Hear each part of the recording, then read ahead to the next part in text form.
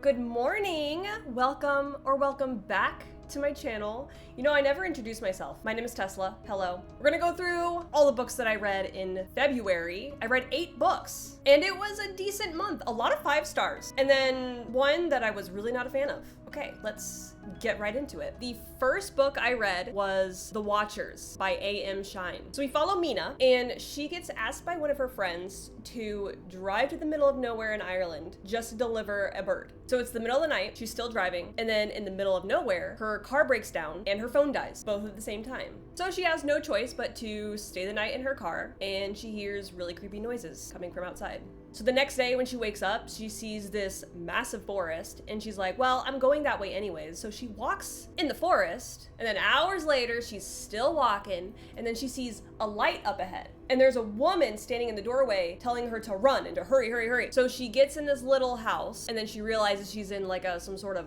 bunker. A wall is just one mirror, and she starts to hear screams right outside of it. You don't want to be left outside when night falls. Who are these watchers? Why do they gather around to watch? There were definitely some creepy parts, and the entire time I was just trying to figure out what the hell is happening. And the unsettledness made me want to keep reading after every single chapter. The most annoying part of this book were the amount of tangents that the author would go on and just create these absolutely insane similes. For example, there was this line, and it went, her bones, so brittle, so sore and light, would break like the breadsticks in her favorite Italian restaurant where they always poured generously from the bottle and where the windows carried no scratches. But that happened like all the time. And they were like, sometimes an entire paragraph, like they would just go in. But other than getting distracted from all of that, it was a solid, good book. I gave it 3.5 stars. Next up, I read Look Out for the Little Guy by Scott Lang. So Scott Lang just basically tells his entire story about how he got into the Avengers. We follow Scott's journey from serving time, getting a divorce, being a single dad, becoming Ant-Man, and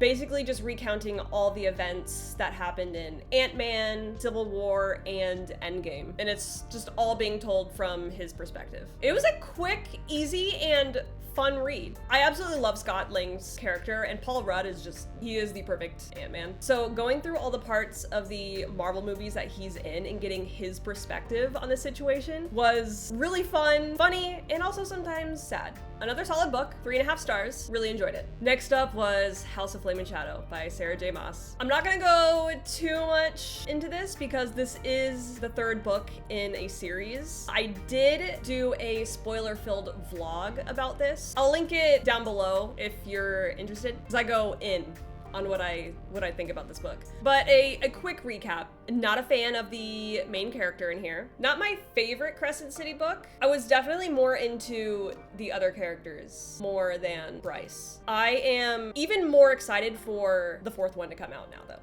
So I gave this a high 3-star, 3.75. I didn't dislike it so much to get it a 3.5. Well, I mean, 3.5 isn't me disliking it, but it wasn't so good to be a 4-star. It's in the middle. And next up is Anxious People by Frederick Bachman. I will put this out there first. Please look at the trigger warnings for this book if it sounds interesting to you and if you're thinking about reading it. So a failed bank robber bursts into an apartment viewing, waving a gun around. And in this apartment viewing, we have a young couple with a baby on the way who can't seem to agree on anything. A retired couple who spends all their time looking for fixer-uppers to distract themselves from the fact that they can't fix their own marriage. A wealthy bank director who doesn't have time to deal with other people. An 87-year-old woman who isn't afraid of this bank robber. Someone who has locked themselves in the only bathroom in this apartment. And a real estate agent who just wants to sell the apartment. So all in all, the worst hostages ever. And all these people carry their own secrets and grievances. So when the police surround the area, all these people in this apartment start to reveal their truths about themselves. And then starts a whole chain of events that nobody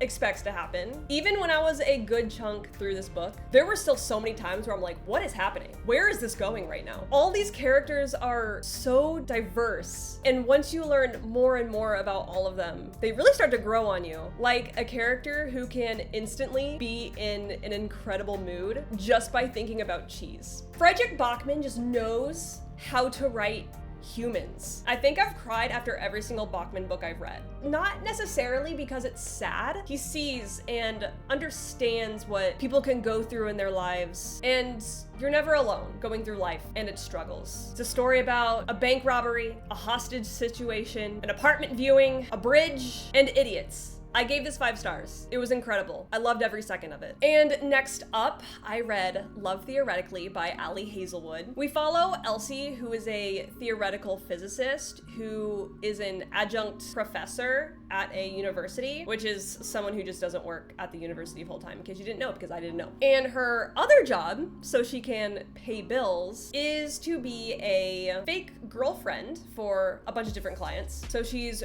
really good at reading people and morphing her personality into what her clients need her to be. Now, Elsie has a job interview to work at MIT, her dream job. And the man that stands between her and her dream job is Jack, an experimental physicist who ruined her mentor's career and who also happens to be the older brother of her favorite client. So she's ready to go to war with this man, but then she realizes during her interview process, which lasts like multiple days, he can read her better than she can read him. And she notices that she's only her true self when she's around him, which is very different for her. This was so far the best contemporary romance I've ever read. But that isn't really saying much because I haven't read many. But I loved it. The tension was done so well. Communication played an important role in this book, which we love to see. And Elsie is also very passionate about cheese. A lot of cheese-loving characters this month. I want cheese. It's a cheese stick, not string cheese. I'm not a monster. Anyways, Love Theoretically. Loved it. Gave it 5 stars. Next up was Tomie by Junji Ito. This is a Japanese horror manga. We follow Tomie. She is a beautiful, manipulative woman where she can get any man to do her bidding just by her good looks. She drives all these men insane, and after each chapter, one of them, the guy or Tomie, ends up dead. But the difference with Tomie is she just keeps coming back to life again and again and again in really messed up ways. It was fun, it was creepy, it was a good time, it gave me what I wanted. 5 stars. I also read this and Love Theoretically in another reading vlog, and I will also link that down below if you're interested. I also read Hunted by Darcy Coates. So there's this college girl, Eileen, and she goes missing in this massive forest. Her camera is found, and there's photos on it showing her enjoying the hike and the like. But the police shrug it off because they think she's already long dead. And then they release the photos to Eileen's parents so they can have her photos of her last moments. But then Eileen's brother and his group of friends get copies of these photos. And they notice something odd about a handful of these photos. Sure, Eileen is happy and smiling, having fun on her hike in some of them, but the others, they all look exactly the same. But why? So they take their ideas to the police, but they're still like, nah, she dead. So they go into the forest themselves and they learn what happened to Eileen. Oh, Hunted. This read like a typical thriller B-movie. And if you've watched thriller B-movies, then you know. There were some storylines that felt completely pointless. There were some details that the author would bring up again that got me thinking, wait, no, I thought it happened this way. Earlier you said it happened a completely different way. I'm confused. I will say there were a couple chapters that did make me feel uncomfy, but that was it.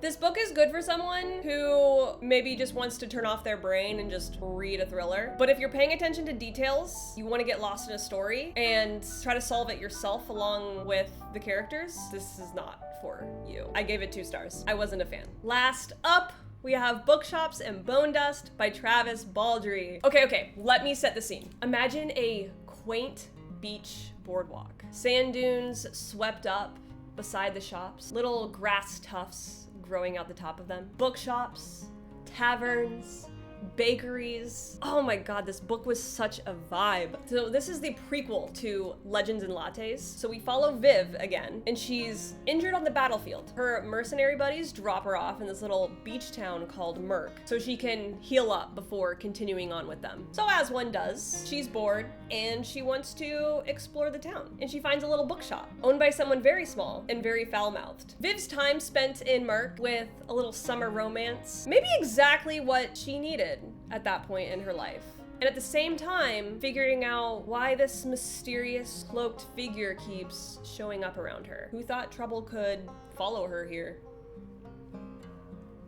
I loved this as much as I loved Legends and Lattes. Even this book is just physically beautiful. Like the little pictures that he puts at the beginning of every chapter to kind of give you a hint of what to expect. And I couldn't figure out what it was with Legends and Lattes and Bookshops and Bone Dust, but even reading it looks beautiful, and I figured it out, and it's because the periods are diamonds. I don't know what font this is, but it's pretty. This is a very cozy fantasy, so very low stakes, which isn't for everyone, but I love it, and it makes you feel warm and cozy inside. If you are interested in reading this and Legends and Lattes, definitely read Legends and Lattes first. At the end of both, I've cried because my heart is so full. And that's such a good feeling. Absolutely loved it. 5 stars. It made me want to read Legends and Lattes again. And there are all the books I read in February. Let me know if you read any of them, what you thought of them, or let me know what your favorite book in February was. It was a solid month for me. Some good reads, minus Hunted. And on that note, thank you so much for watching, and I will see you in the next video.